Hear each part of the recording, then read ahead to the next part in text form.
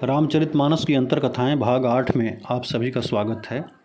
हम रामचरितमानस के दोहे चौपाइयों में छिपी कथाओं पर चर्चा कर रहे हैं। अगली कथा कद्रू और विनता की है। कद्रू बिनतहि दीन्ह दुख तुम्हि कौशिला देव, भरत बंद गृह से यहीं लखन राम के नेब। सतयुग में कद्रू और विनता दक्ष प्रजापति की कन्या और कश्यप ऋषि की पत्नी थीं। कद्रू को 1000 नागपुत्र और विनता को अरुण और गरुण नाम के 2 पुत्र हुए। समुद्र मंथन से निकले उच्चैःश्रवा घोड़े को देखकर कद्रू ने विनता से कहा, बताओ यह घोड़ा किस रंग का है।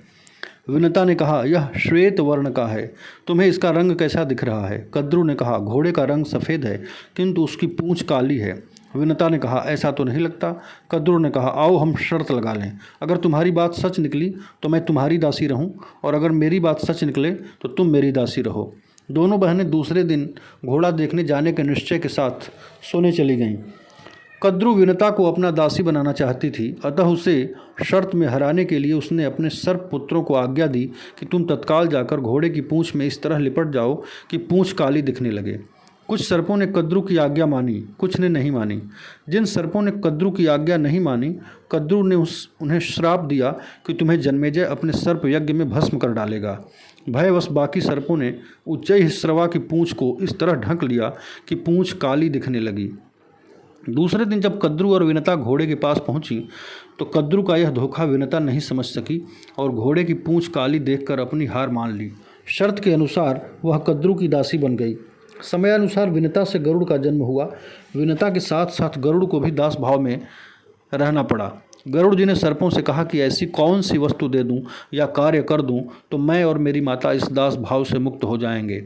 सर्पों ने कहा, यदि तुम हमारे लिए अमृत ला दो तो तुम्हें और तुम्हारी माँ को हम दास भाव से मुक्त कर देंगे। गरुड़ ने उनकी शर्त मान ली।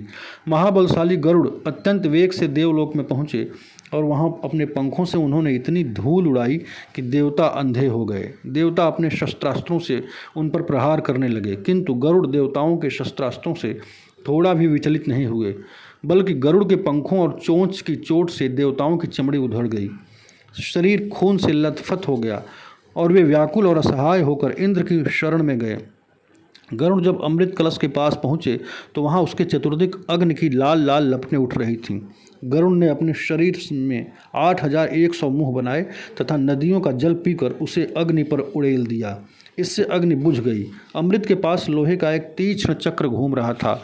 गरुड़ को अपने शरीर को सूक्ष्म और वृहत करने की सिद्धि प्राप्त थी। उन्होंने अपने शरीर को अत्यंत सूक्ष्म किया और चक्र के आरों के बीच से होकर भीतर घुस गए। अमृत की रक्षा के लिए 2 विषधर सर्प फन काढ़े बैठे थे। गरुड़ जी ने अपने पंखों से धूल उड़ाकर उनकी आंखें बंद कर दीं, फिर चोंच और पंजों से प्रहार कर उन्हें कुचल दिया, चक्र को तोड़ दिया और अत्यंत वेग से अमृत कलश लेकर उड़ गए। यह देखकर परम प्रसन्न भगवान विष्णु आकाश मार्ग में गरुड़ के पास आए और कहा, तुमने स्वयं अमृत का पान नहीं किया बल्कि माता को दासत्व से मुक्त कराने के लिए अमृत कलश लेकर जा रहे हो, अतः मैं तुम पर अति प्रसन्न हूँ।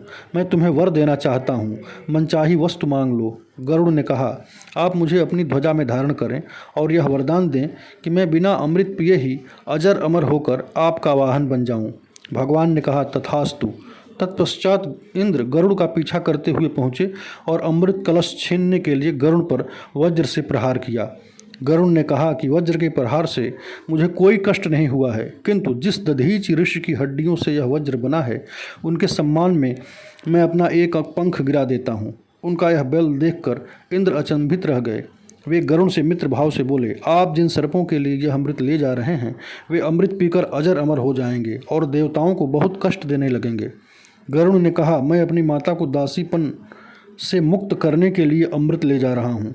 मैं इसे जहाँ रखूँ वहाँ से आप इसे उठा लाएं, बस मुझे शर्त पूरी करनी है। इंद्र ने प्रसन्न होकर गरुड़ से वर मांगने को कहा। गरुड़ ने कहा, जिन सर्पों ने मेरी माँ को सताया वही मेरे भोजन की सामग्री बने। इंद्र से विदा लेकर गरुड़ सर्पों के स्थान पर आए। वहाँ कद्रू भी उपस्थित थी। गरुड़ ने कहा, यह लो अमृत। शर्त के अनुसार अब मेरी माँ दासीपने से मुक्त हुई। सर्प प्रसन्न हो गए। गरुड़ ने कहा कि अमृत कलश को कुश पर रख दो और स्नान करके पवित्र होकर इसका पान करो। सर्प प्रसन्न होकर स्नान के लिए गए। तभी इंद्रदेव अमृत कलश उठा ले गए। लौटकर सर्पों ने देखा कि अमृत वहाँ नहीं है। उन्होंने समझ लिया कि विनता को दासी बनाने के लिए हमने जैसा कपट किया था, वैसे ही गरुड़ ने भी इंद्र के साथ मिलकर यह चाल चली।